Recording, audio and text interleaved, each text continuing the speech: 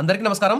ప్రభుత్వ పథకాల అప్డేట్స్ ముఖ్యంగా ఇందిరమ్మ ఇండ్లకు సంబంధించి వీడియోస్ అయితే మన ఛానల్లో ప్రతిరోజు వస్తుంటాయి. మీకు ఇందిరమ్మ ఇల్లు వచ్చే విధంగా ఇందిరమ్మ ఇల్లు శాంక్షన్ అయిన తర్వాత 5 లక్షలు మీ అకౌంట్లో పడి మీ ఇల్లు బేస్మెంట్ లెవెల్ నుంచి పూర్తిగా స్లాబ్ పడి పూర్తి నిర్మాణం అయ్యి మొత్తం పెండింగ్ బిల్స్ వచ్చేదాకా ఏ డౌట్స్ ఉన్నా మన ఛానల్లో క్లియర్ చేస్తాను. తప్పకుండా సబ్స్క్రైబ్ చేసుకోండి, లైక్ చేస్తుండండి. ఇక వివరాలకు వెళ్తే ఈ ఇందిరమ్మ ఇళ్లకు సంబంధించి ఈ వీడియోలో ప్రజల్లో ఉన్న సందేహాలు, మరి ప్రభుత్వం ఏ విధంగా చెక్ చేస్తుంది, ఎలా అర్హుల లిస్టుని ఎలా తయారు చేస్తుంది, ఎప్పుడు తయారు చేస్తుంది అనే అంశాల మీద ఈ వీడియో చేస్తున్నాను. తప్పకుండా సబ్స్క్రైబ్ చేసుకొని లైక్ చేయండి. ఇక వివరాలకు వెళ్తే దాదాపు రాష్ట్ర వ్యాప్తంగా సర్వే 95% వరకు పూర్తయింది. పట్టణ ప్రాంతాల్లో 70%, 80% వరకు పూర్తయింది. కొన్ని చోట్ల 100% కూడా పూర్తయింది. కాబట్టి ఈ వారం రోజుల్లో ఈ తెలంగాణ రాష్ట్ర వ్యాప్తంగా ఇందిరమ్మ ఇండ్ల ఇంటింటి సర్వే అయితే పూర్తి కాబోతుంది. 80 లక్షల అప్లికేషన్లని దాదాపు పూర్తి సర్వే చేసే అవకాశం ఉంది. ఇక మరి ఇంకా ఎవరైనా ఇళ్లను సర్వే చేయకపోతే మీరు ఎంపీడీఓ ఆఫీస్లో ప్రత్యేక కౌంటర్ అయితే ఏర్పాటు చేస్తామని చెప్తున్నారు ప్రభుత్వం. అక్కడ వెళ్ళి ఆఫ్లైన్లో అప్లై చేసుకొని మీ యొక్క సందేహాలుంటే అక్కడ నివృత్తి చేసుకొని మీ యొక్క ఇందిరమ్మ ఇళ్లకు సంబంధించిన సొంతింటి కల నెరవేర్చుకోవడానికి ప్రయత్నం చేయాలండి అని విజ్ఞప్తి చేస్తున్నాను. ఇక టోల్ ఫ్రీ నెంబర్లు ఇంకా ప్రభుత్వం విడుదల చేయలేదు. విడుదల చేయగానే అప్డేట్ అందిస్తాను. ఇక ఇందిరమ్మ ఇళ్లకు సంబంధించి ఇంకా ఎవరైనా గ్రామాల్లో అందుబాటులో లేకుంటే అధికారులు వెంటనే వారి చుట్టాల ద్వారా కానీ, వారి ఫ్రెండ్స్ ద్వారా కానీ, వారు తెలిసిన వారి ద్వారా కానీ వారిని పిలిపించి వారి ఇంటిని సర్వే చేయాలి. ఏ ఒక్క ఇంటిని కూడా వదిలిపెట్టొద్దని చెప్పేసి ఇక్కడ అధికారులకు ప్రభుత్వం అయితే కీలక ఆదేశాలు జారీ చేసింది. గ్రామాల్లో ఇల్లు లేని పేదలను పిలిపించండి, పారదర్శకంగా ఇందిరమ్మ ఇళ్ల లబ్ధిదారుల ఎంపికను పూర్తి చేయండి అంటూ జిల్లా కలెక్టర్లకు ప్రభుత్వం అయితే ఆదేశాలు జారీ చేసింది.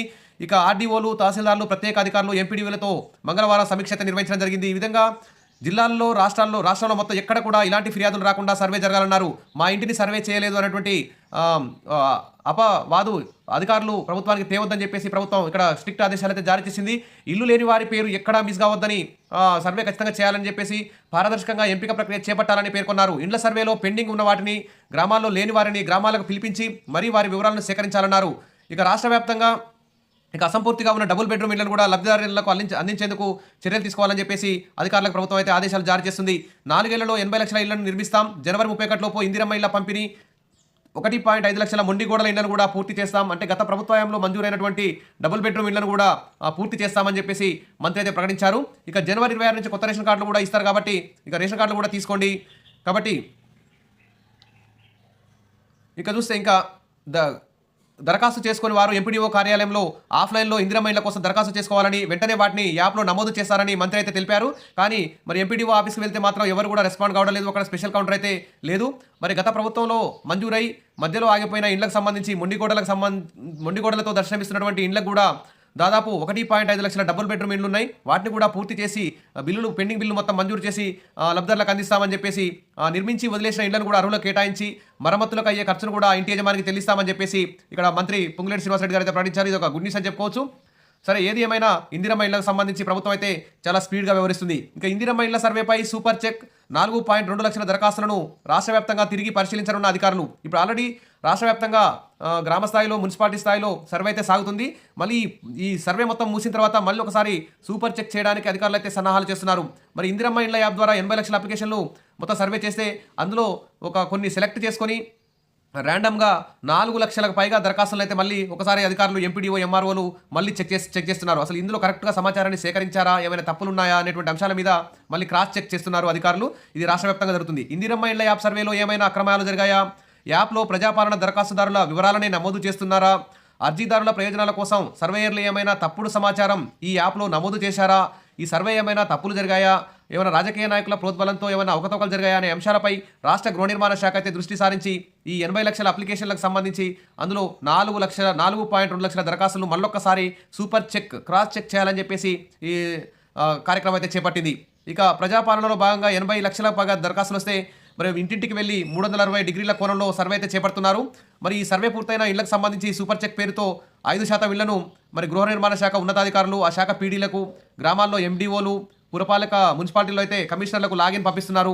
వీరు మళ్ళీ ఒకసారి దరఖాస్తుదారుల ఇళ్లకు వెళ్ళి సర్వేయర్లు యాప్లో ఇందిరమ్మ ఇళ్ల యాప్లో నమోదు చేసిన వివరాలు సక్రమంగా ఉన్నాయో లేదో మరోసారి చెక్ చేస్తారు. ఎక్కడైనా తప్పుడు వివరాలు నమోదు చేసినట్లయితే ఆ సర్వేయర్లను సస్పెండ్ కూడా చేసే అవకాశం ఉన్నట్లు తెలుస్తుంది. ఇక సంక్రాంతి తర్వాత గ్రామ సభలు నిర్వహించి మరి దాదాపు 32 జిల్లాల్లో సర్వే అయితే పూర్తి కానుంది. ఒక హైదరాబాద్ మినహా హైదరాబాద్లో అయితే కొంచెం సమయం పట్టే అవకాశం ఉంది.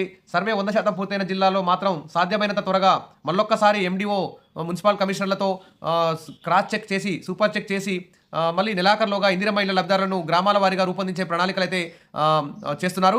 ఇక సంక్రాంతి తర్వాత గ్రామ సభలు ఏర్పాటు చేయడానికి సన్నాహాలు అయితే చేస్తున్నారు. ఈ గ్రామ సభల్లోనే లబ్ధిదారుల ఎంపిక అయితే ఉంటుంది.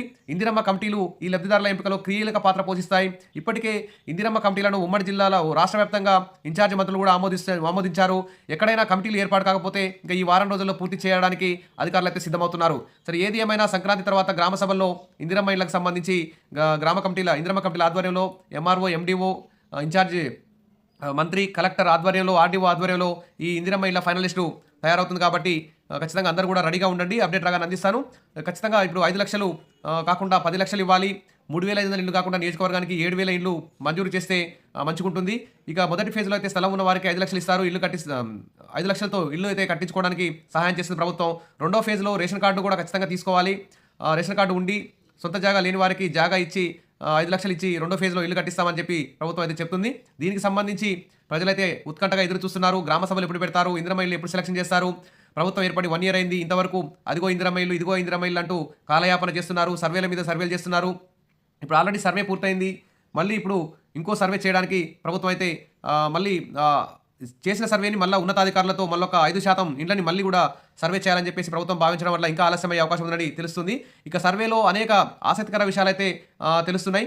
మాకు కావాలి ఇల్లు అంటూ మరి ఉమ్మడి జిల్లాలో ఇల్లు ఉన్నవారు కూడా ఇల్లు కావాలని చెప్పేసి సొంత ఇల్లు ఉన్నా కూడా దరఖాస్తులు పెట్టుకున్నారు. వారిచ్చే సమాధానాలు చూసి సర్వేకి పోయిన వారైతే ముక్కున వేలేసుకుంటున్నారు. 40,000 ఇళ్లకు దాదాపు 7.5 లక్షల ఇల్లు అప్లికేషన్లు వచ్చాయి. అరువుల ఎంపిక జిల్లాల వారీగా చూస్తే అరువుల ఎంపిక చాలా కష్టంగానే ఉందని ఇక్కడ తెలిసిపోతుంది. ఎందుకంటే ఇల్లు తక్కువ ఉన్నాయి, అప్లికేషన్లు ఎక్కువ ఉన్నాయి. కాబట్టి ఏం చేయాలో తలలు పట్టుకుంటున్నారు అధికారులు. మరి లాటరీ ద్వారా సెలెక్ట్ చేస్తారా? మరి పేదవారు ఒక గ్రామానికి 20 ఇండ్లు వచ్చాయి, పేదవారు 50 మంది ఉన్నారు. మరి ఎలా సెలెక్ట్ చేస్తారు? లాటరీ ద్వారా సెలెక్ట్ చేస్తారా? మరి ఇందిరమ్మ ఇళ్ల యాప్ ద్వారా సేకరించిన సర్వే ద్వారా సేకరిస్తారా అనే అంశాలను అయితే ఇక్కడ మరి ప్రభుత్వం ఏ విధంగా చేస్తుందని చెప్పేసి అర్థం కావడం లేదు. ఇక సర్వే సరే సందేహాలు ఎలా? రాష్ట్ర వ్యాప్తంగా వేలాది ఇండ్ల అర్జీలపై లేని స్పష్టత. కొన్ని అయితే రిజెక్ట్ అవుతున్నాయి, కొన్ని తిరస్కరిస్తున్నారు. మరి ఆందోళన చెందుతున్న దరఖాస్తుదారులు ప్రభుత్వ మార్గదర్శకాలు విడుదలైతేనే మేలు అంటూ ఇక్కడ చెప్తున్నారు.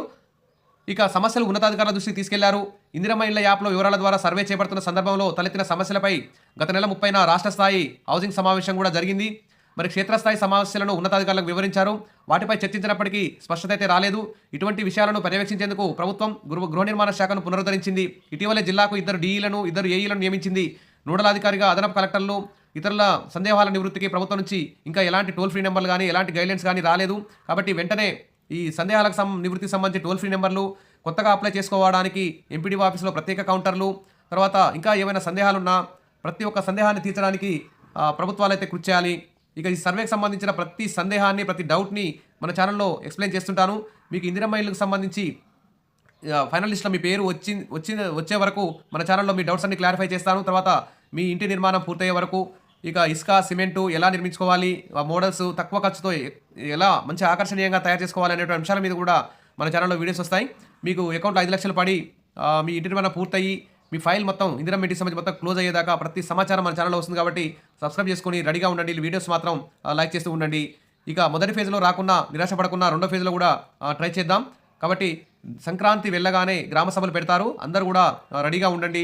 మీ గ్రామ రాజకీయ నాయకులతో కానీ అధికారులతో కానీ ఇందిరమ్మ కమిటీల సభ్యులతో కానీ టచ్లో ఉండండి, రెడీగా ఉండండి.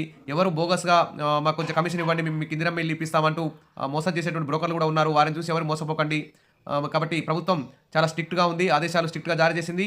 అమౌంట్ కూడా డైరెక్ట్గా ఆ ఇందిరమ్మ ఇల్లు ఎవరి పేరు మీద సాక్షి అయితే వారి పేరు మీద డబ్బులు అకౌంట్లో వేస్తారు. కాబట్టి ఎవరు కూడా టెన్షన్ పడాల్సిన అవసరం లేదు, బ్రోకర్లను ఆశ్రయించొద్దు. కాబట్టి మన వీడియోస్ ఫాలో అవుతుండండి, మీ డౌట్స్ క్లియర్ చేసుకోండి.